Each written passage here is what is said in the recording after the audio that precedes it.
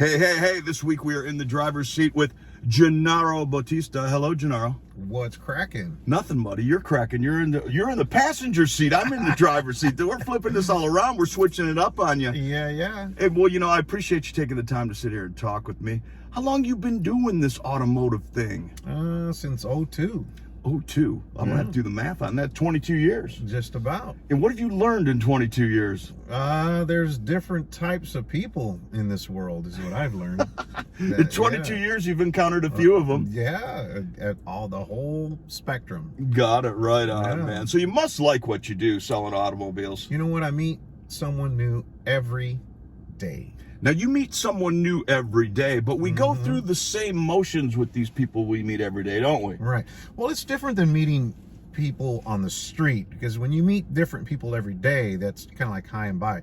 Here, you kind of get in bed with people in conversations. They tell you about their life, their buying habits, their credit, their good and bad, their situation. So you kind of get to know them sort of a lot more than meeting new people out in the mall. Right. No, it's definitely a relationship develops. Right. And when you're able to develop that relationship with your customers where they feel confident with you, like, hey, wow, this guy's pretty cool. I think I'll buy a car from him. That's it. That's really it. That's what it is, because they can buy a car anywhere. They can buy a car anywhere, but what they're really buying is the value that you create every time you open your mouth. Correct. Yeah. What do you think one of the biggest challenges is for you in the automotive retail business right now?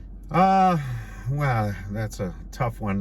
Number one right now, the market is an interesting market right now. Yeah, it always is in an election year. Yeah, it's an interesting thing, and the first thing a customer, tells you right now is, God, gee, man, everything is so expensive, and that's kind of like your opening icebreaker.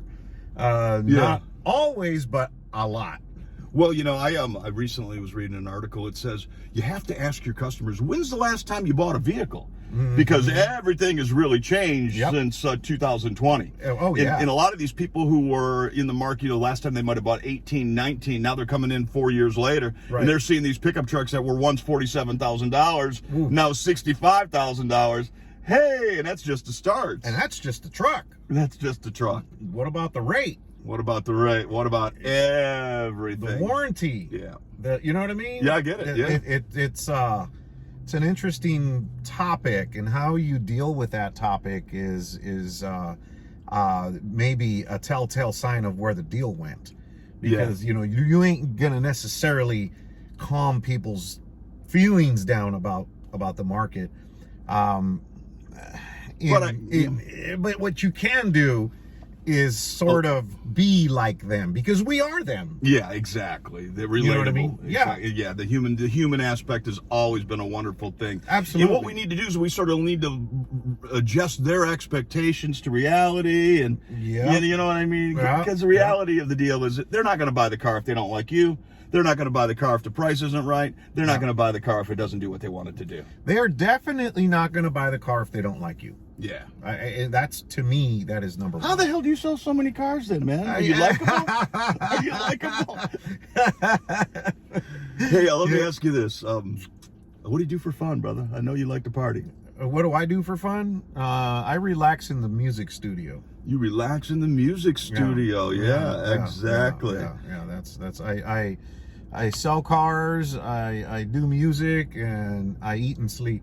Eat and sleep. And what are you driving? What are you driving? Well, right now I like to off-road, and I don't like necessarily having a big truck, so I bought a mid-sized truck a couple of years ago. It was a Toyota Tacoma. Toyota Tacoma. Excellent. What year?